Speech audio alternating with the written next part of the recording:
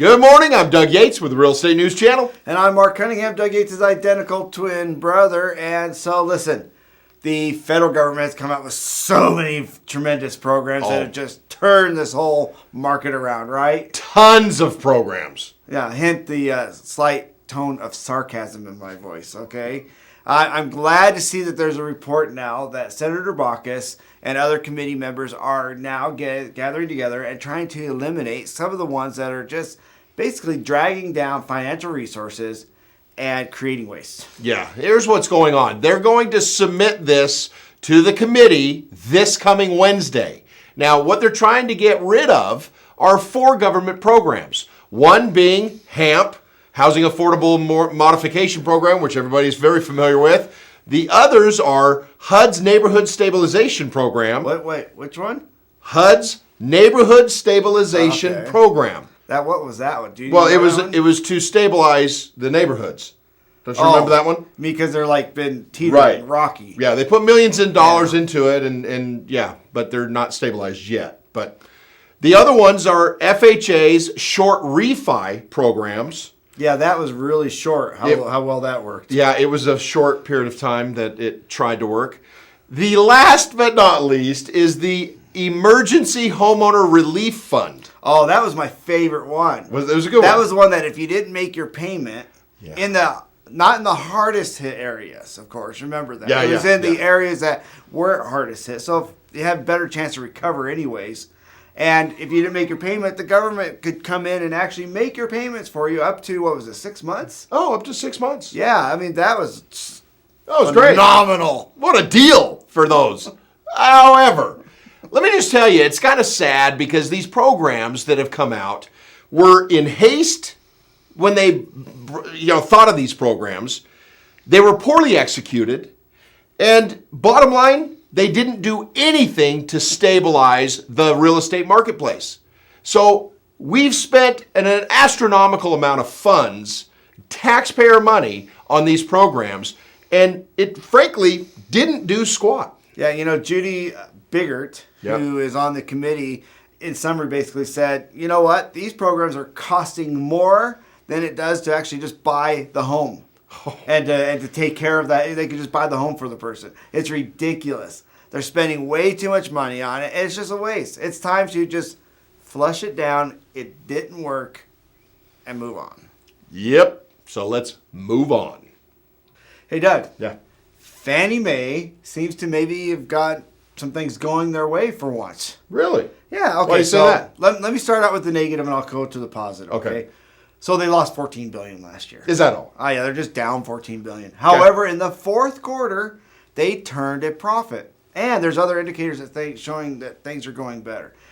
They borrowed a total of $91.2 billion from the taxpayers, but they paid back $10.2 billion to the Treasury. So Fannie is starting to get their fanny in gear, if you know what I mean. Not bad. Well, their counterpart, Freddie Mac, is still on the borrowing bandwagon. Yeah, because, see, they've borrowed about $64 billion total, but they're still in the red. In fact, they still need another $500 million just from last quarter. So it's not too good. However, as a former loan officer, Fannie and Freddie, we need both of them. Because what loan officers do, if they have both Fannie and Freddie at their disposal, is they will actually run a DU under Fannie Mae for an approval. If it comes back and there's certain stipulations on that approval where it doesn't work, they'll rerun it on a Freddie Mac. So they call it LP. They'll run an LP approval. And sometimes we get approvals over on one side or the other, and we make those loans work. So you want a loan officer that can actually do both of them. Yeah, probably more approvals under Freddie because they just seem to be losing more. Exactly. Here's your tip of the day. Listen, we just talked about Freddie and Fannie. Well, how important is it that you actually have your loan officer having the ability to go to both? Well, I think Doug just demonstrated. So what you need to find out is, does your loan officer have the ability to check with Fannie or with Freddie when it comes to getting a loan? You may think so, but the reality is, they don't. So you want to check and find the one that has ability to do both. It actually expands your business on what you can bring in as buyers. Don't assume that your lender can do it until you find out for sure.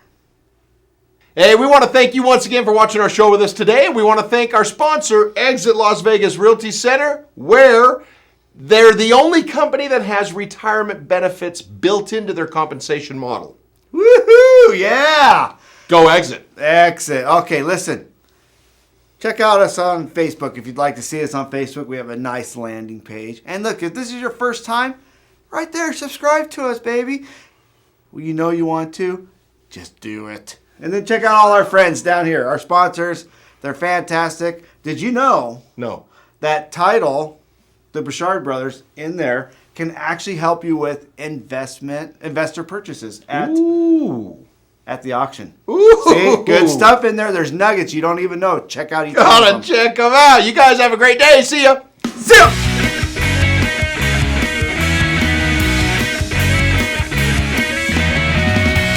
Okay, Doug, what's going on here? Is the Marco, dude. It's what? Is the Marco.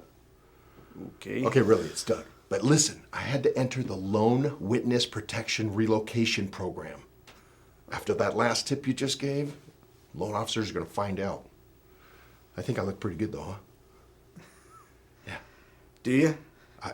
Do you, DeMarco? Do you really? Yeah, you got me fooled. Thank you. Yeah. Good luck with that.